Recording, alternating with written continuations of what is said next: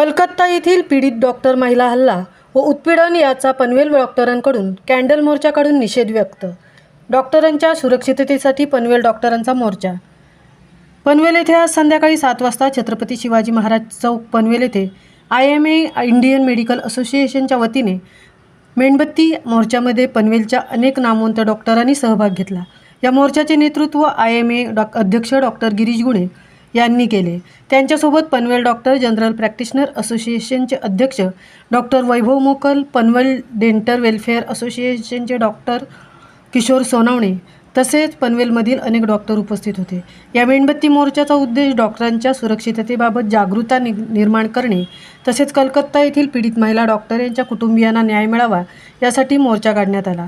डॉक्टर्सच्या हक्कांच्या संरक्षणासाठी आणि त्यांच्या सुरक्षिततेसाठी योग्य ती पावले उचलली जातील अशी अपेक्षा यावेळी व्यक्त करण्यात आली.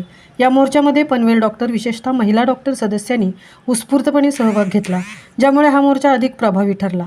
डॉक्टरांच्या सुरक्षिततेबाबत सरकार आणि प्रशासनाने त्वरित पावले उचलावीत अशी एकमुखी मागणी यावेळी करण्यात आली. महामुंबईसह मिलिंद खारपाटील, पनवेल.